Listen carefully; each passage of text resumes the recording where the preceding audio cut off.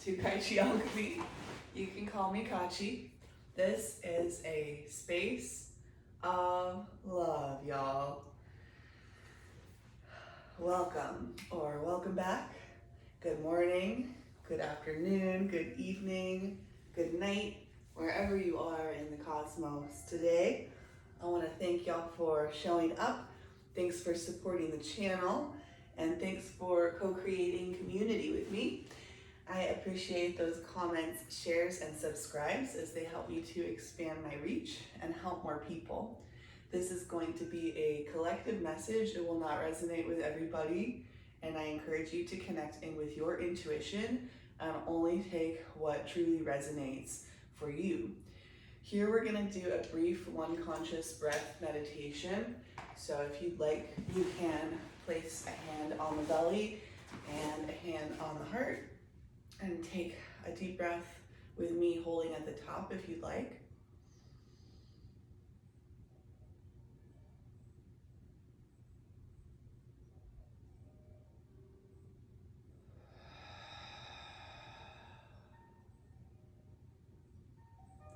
Grounding down into this space a little bit. And I think that before we get started, I'm actually going to pull a archetypes card from the Kim Kranz deck because I feel called to. Let me know how this audio is doing. Maybe I need to get like a rug in here or something to kind of buffer out all of that tinny reflective kind of noise, right? Let me know. Recently in the last week, I have been experiencing a whole lot of technical difficulties, and YouTube not exporting videos and not downloading videos and not downloading videos correctly and not allowing me to make remixes and shorts, and it's been very interesting. And I ended up realizing that on my phone, the iCloud auto syncing had started again, which I had, intentionally stopped in the past.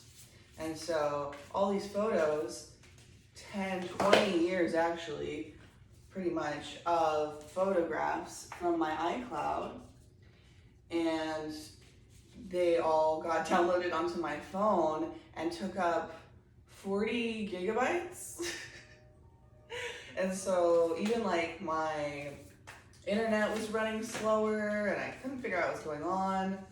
And then I finally realized that I was running out of processing power because things from my past that I had removed, deleted, processed, released were coming back.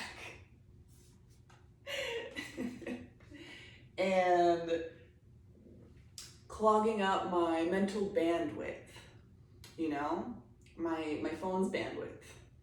Today, the chapter we're reading, I think, is called The Brain, a Supercomputer, which I thought was highly relevant. Happy new moon in Aquarius.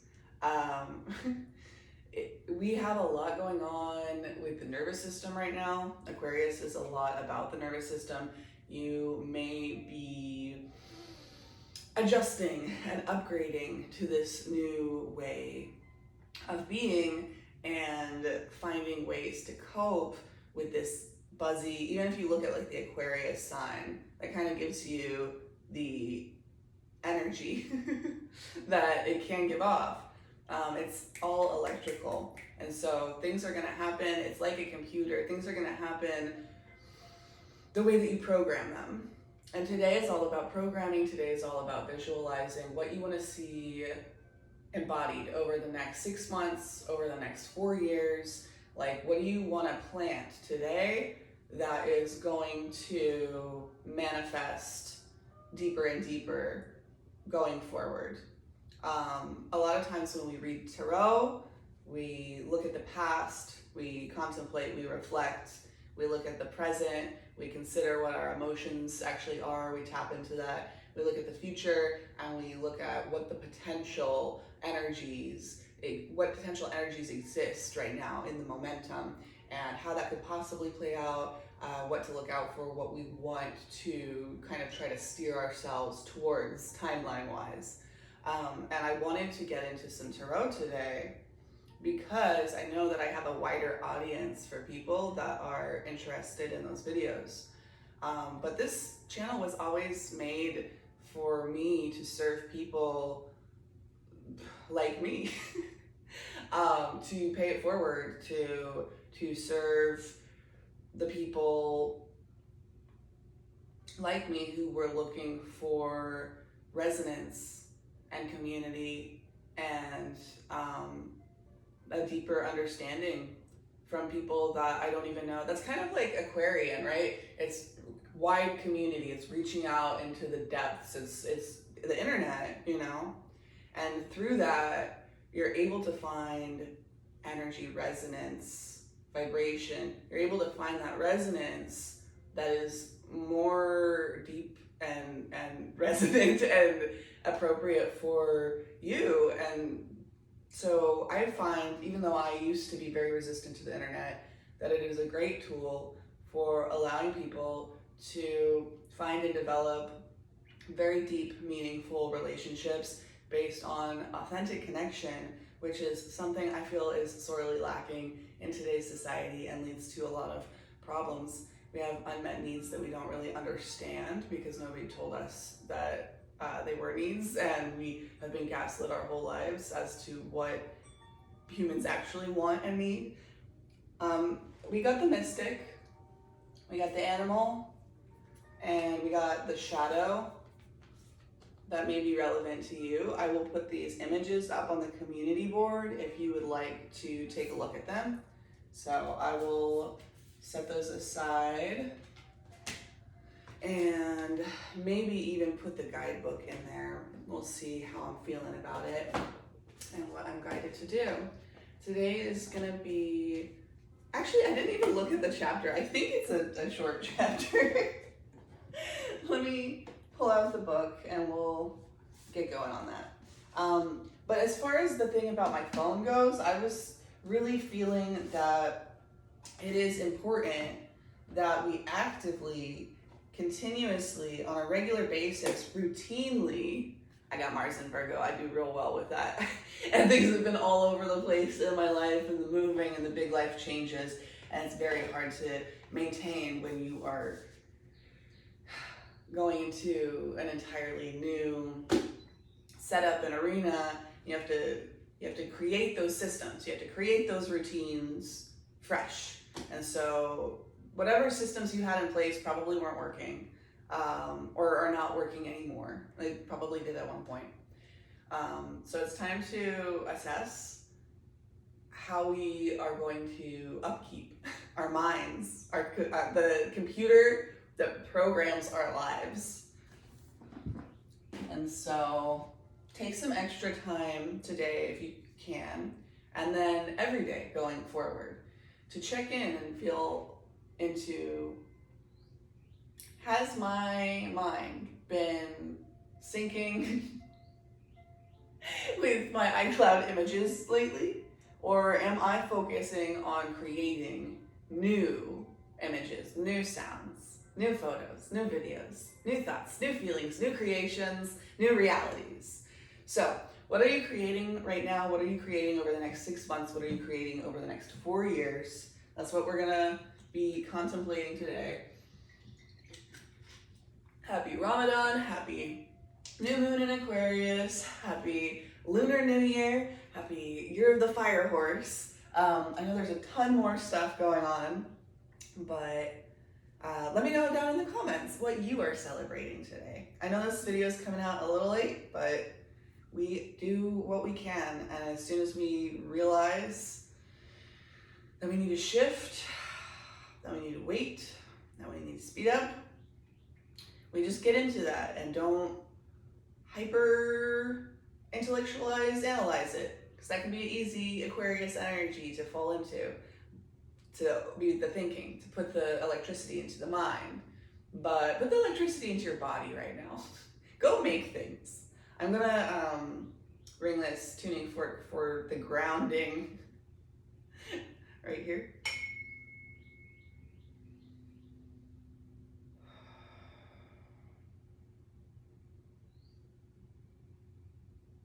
Grounding your nervous system down, down, down, into a more receptive space.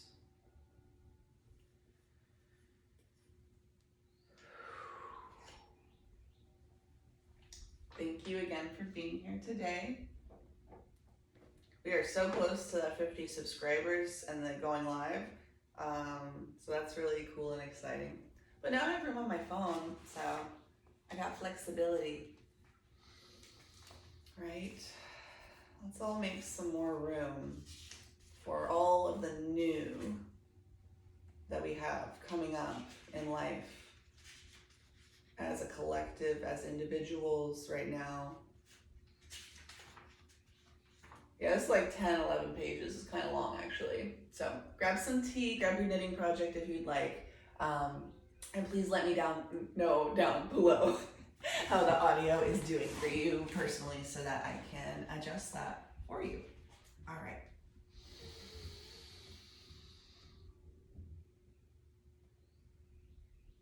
Chapter 17, The Brain, a Supercomputer. The possibility of building a flying saucer greatly interested me. If one examines the principle of propulsion just as a hypothesis, it is still a new one. A flying saucer, however, is a complex machine and is not a high priority item for us Earthlings. For that reason, I wanted to hear something that would be understandable right away. I wanted a something that did not require any investigation of scholarly minds, but could be immediately put into practice in our daily lives and benefit everyone. I began asking Anastasia to come up with a solution to a question that our society was being confronted with today. She agreed, but asked, "Could you at least put it in more specific terms, this question? How can I solve something when I do not know what you have in mind?" I began thinking, what was the number one problem we faced today? And the following terms came to mind. You know, Anastasia, our major cities right now are confronted with a most acute problem: environmental pollution. The air in these cities is so bad, it's hard to breathe. But you yourselves are the ones polluting it. We realize that. Please hear me out, only don't go philosophizing about how we must be purer ourselves, have more trees around, and so forth. Just take things as they are today and think up something. For example, how to reduce the pollution in our major cities by 50% without costing the treasury, the government that is, any extra money, and make it so that your plan will be the most logical of all possible alternatives, and that it will be capable of instant implementation so that I and everyone else cannot fail to understand it. I shall try at once, Anastasia replied. Have you specified all the terms? I thought I should try and make it even more complex just in case her mind and abilities really turned out to be truly superior to what our powers of reasoning allowed, so I added, and make whatever you think up to be profit generating. For whom? For me, and for the country too. You live within the borders of Russia, so make it the whole of Russia. Are we talking about money? Yes. An enormous amount of money?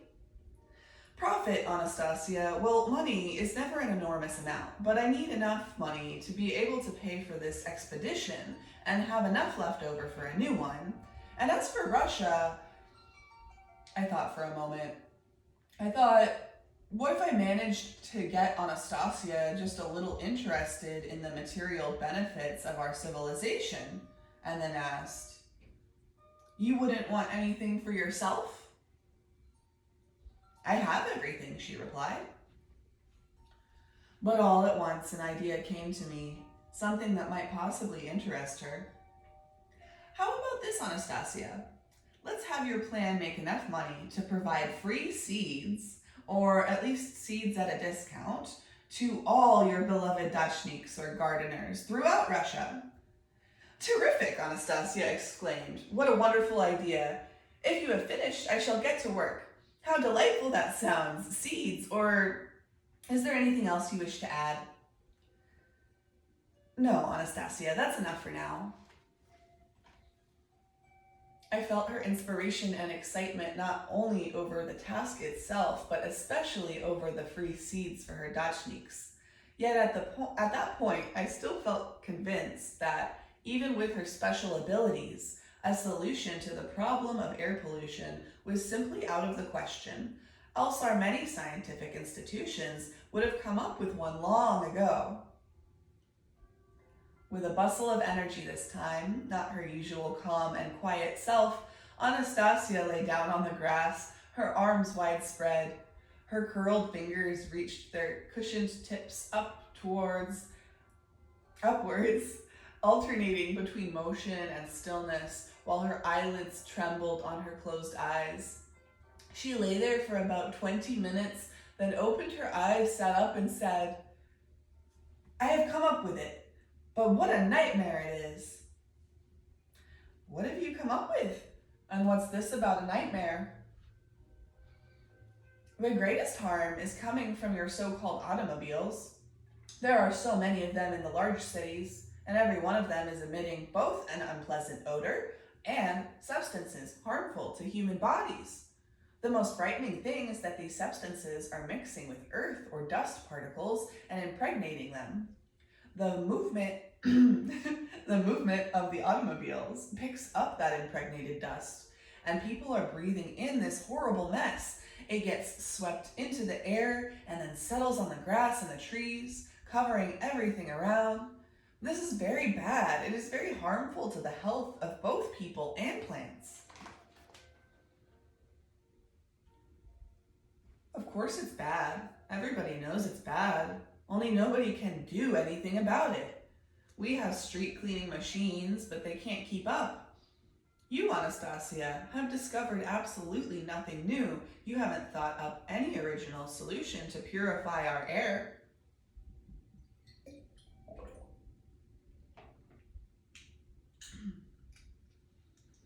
All I did just now was to determine the basic source of the danger.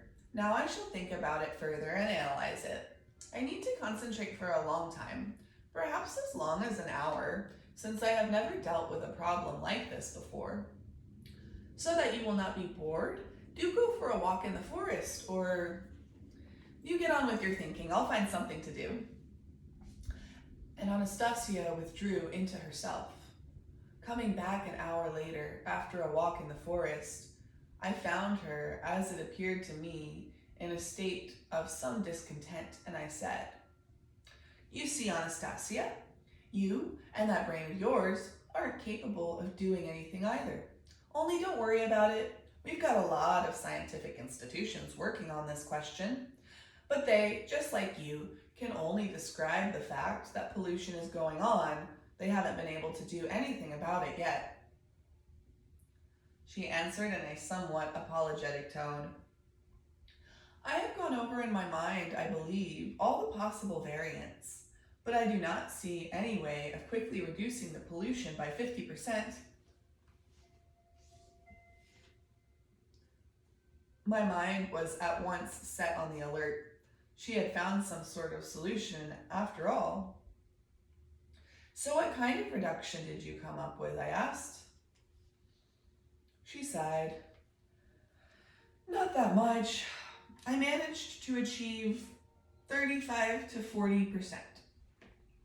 What? I couldn't help exclaiming. Pretty poor result, eh? Asked Anastasia. A lump formed in my throat. I realized she was capable of lying. I realized she was incapable of lying, exaggerating, or downplaying anything she said. Trying to restrain my excitement, I said, "Let's change the terms of the project.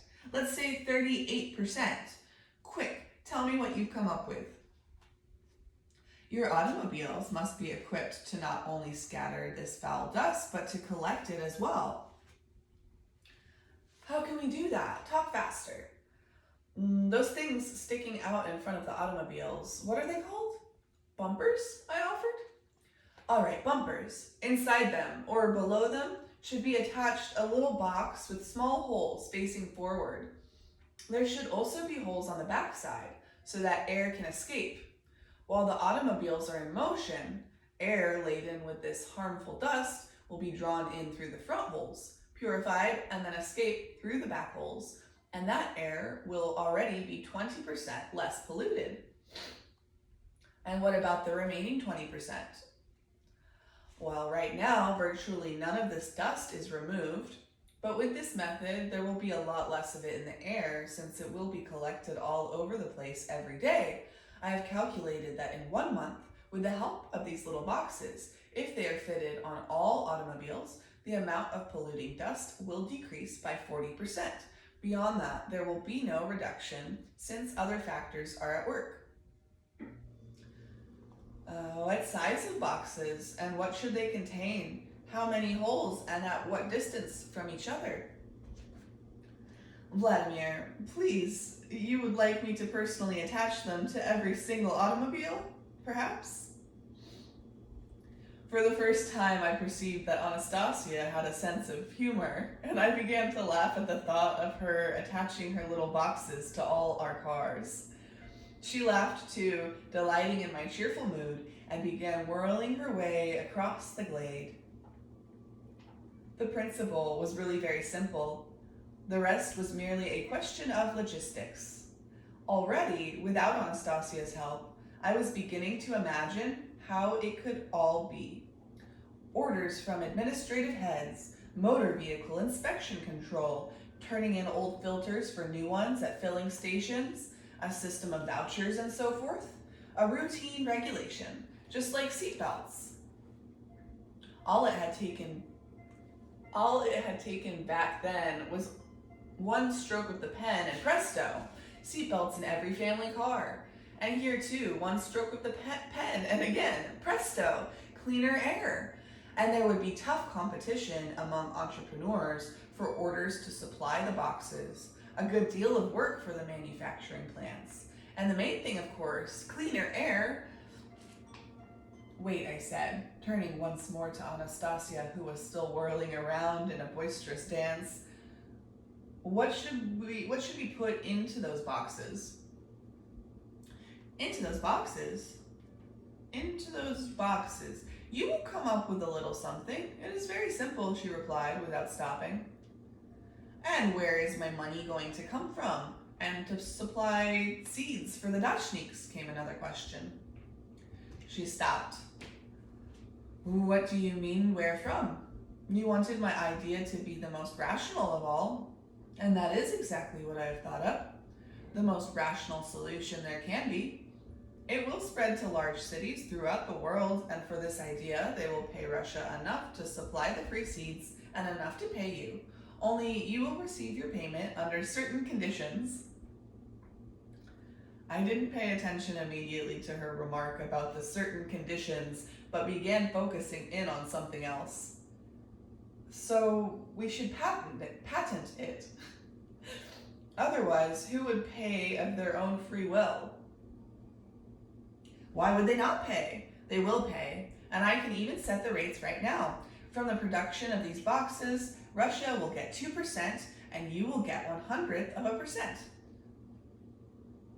"What's the good of you setting the rates? You do have a few strong points, but when it comes to business, you're still a complete ignoramus. Nobody will pay voluntarily. Even when there are signed agreements, they don't always pay.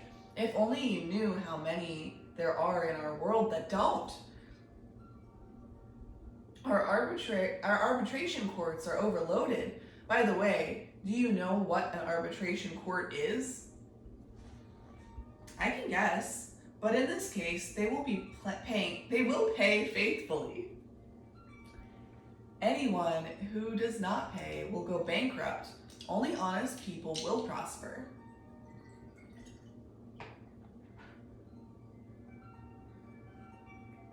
What will make them go bankrupt? Don't tell me you're in the racket business. What are you imagining now? What gave you that idea? They themselves, or rather circumstances themselves, will overtake any cheaters and make them go bankrupt.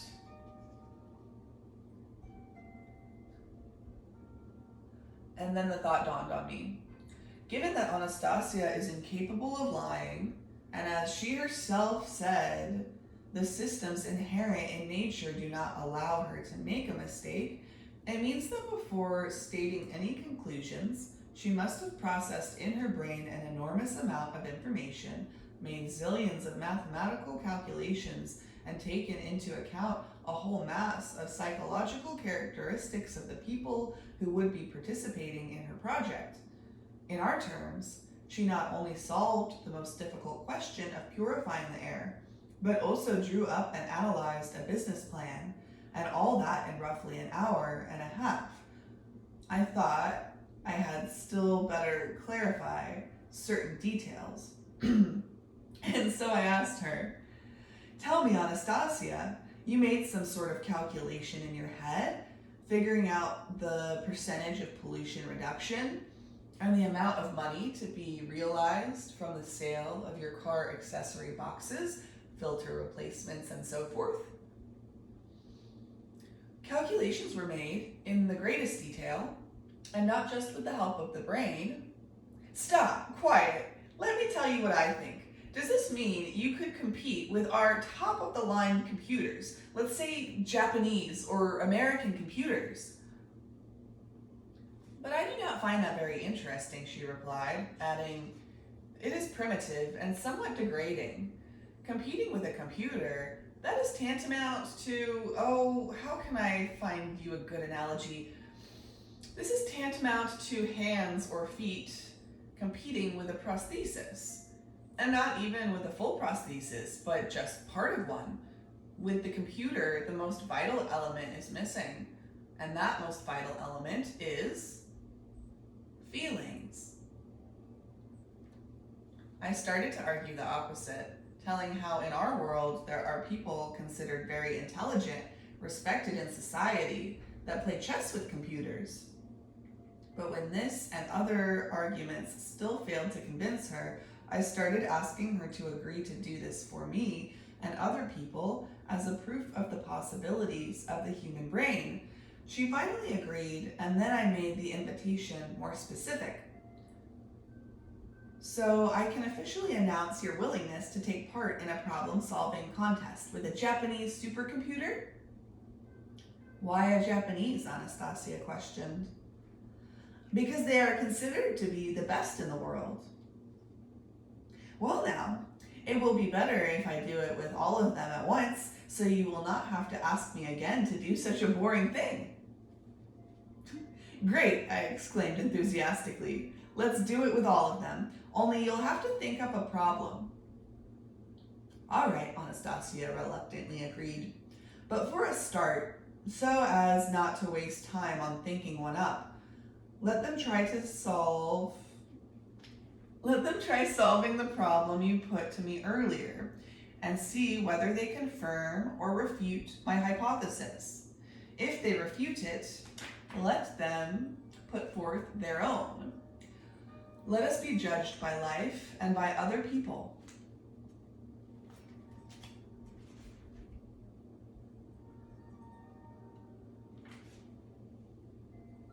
Great, Anastasia, good for you. That is most constructive. And how much time do you think should be allowed for them to come up with a solution? I think the hour and a half you took will not be enough for them. Let's give them 3 months. 3 months it shall be. And I suggest the judging be left to anybody who wants to take part. If there's a lot of judges, then no one can influence the outcomes for their own ulterior motives. So be it. But I would still like to talk with you about raising children. Anastasia considered the raising of children paramount and would always delight in talking about it. She wasn't particularly excited about my idea of competing with computers. However, I was very happy to have secured her cooperation. Now I want to invite all firms producing state-of-the-art computers to join a competition to solve the above stated problem. I still felt I had to clarify a point or two with Anastasia. And what prize should be offered to the winner? I asked. I do not need anything, she replied. Why did you think just of yourself? Are you so absolutely certain you're going to win? Of course. I am man, after all. Well, okay. What can you offer the firm who takes first place after you? Well, I could give them some advice on how to perfect their primitive computer. Then it's settled. Ooh. Okay. So, what are you going to do today to help you ground, to help you fortify and prepare yourself to channel this electricity that we have coming, flooding in from the Aquarius energy, from the sun, and all the crazy stuff going on there right now, right?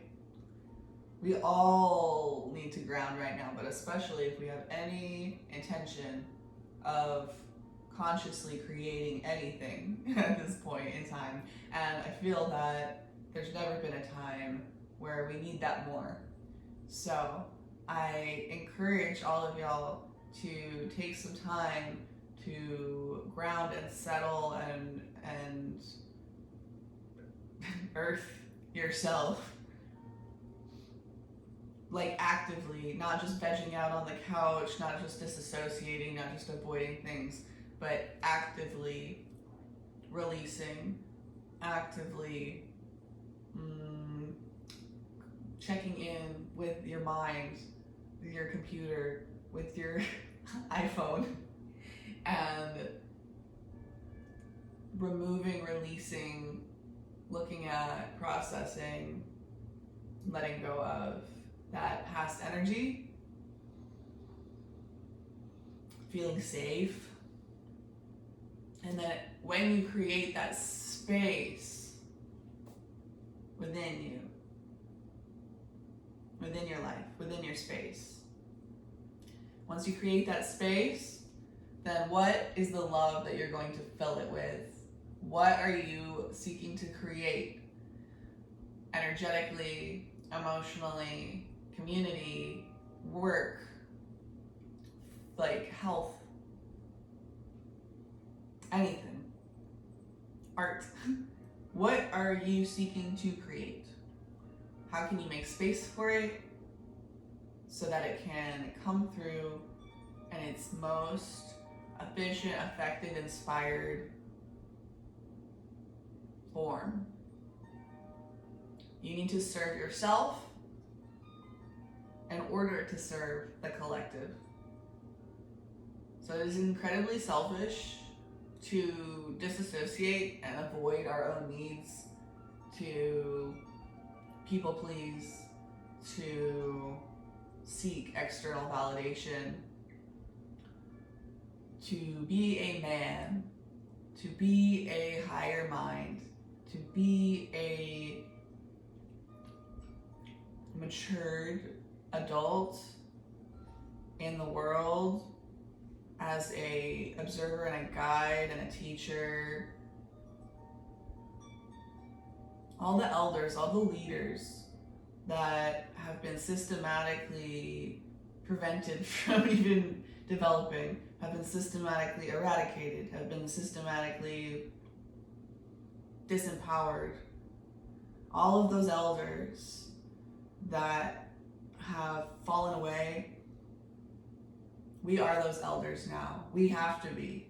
We have to find new ways and new systems that allow us to heal and to strengthen and to recreate the circle of protection around the mothers, around the children, around the people who have experienced abuse and neglect, for the people who are weak and broken down, for the people who are still learning, for the people who are incapable, for all of the people that society and civilization serves, seeks to generate systems to protect and serve.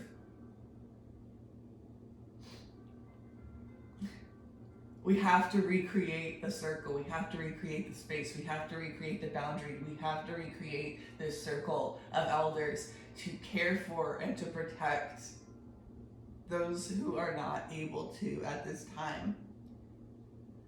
So you're going to have to be really strong, and you're going to have to be really brave, and you're going to have to be really creative. It's the time. And you can do it.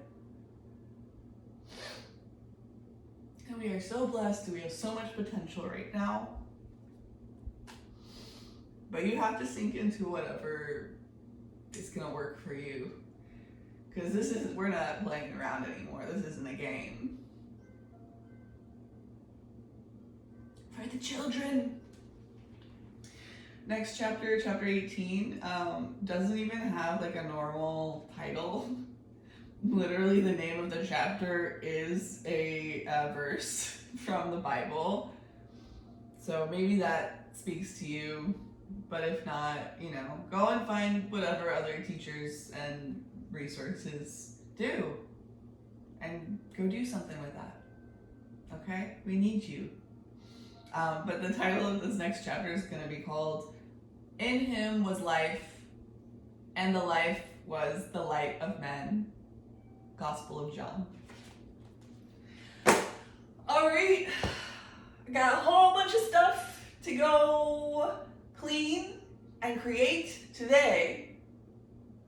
So I encourage you to do the same. I'm about to ring this sound bowl here. So please cover your ears or take out your earbuds if you have any sound sensitivities.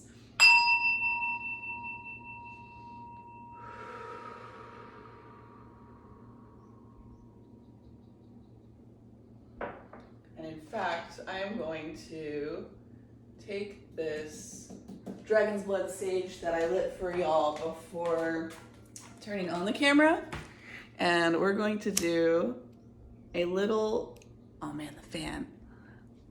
Let me see if I can get it. We're going to do a little Dragon's Blood Sage smudge for you. Oh my goodness. Is it gonna go? Is it gonna go? Yes! Just gotta believe. Sometimes you work hard and cool things come of it. Sometimes you work hard and nothing comes of it. In the present moment, in the physical.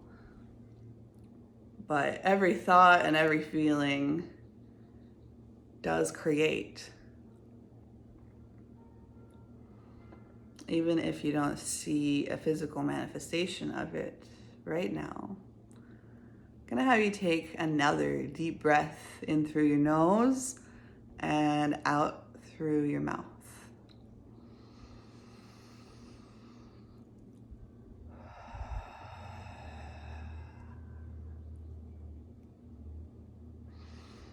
Boop. All right. Thank you for being here.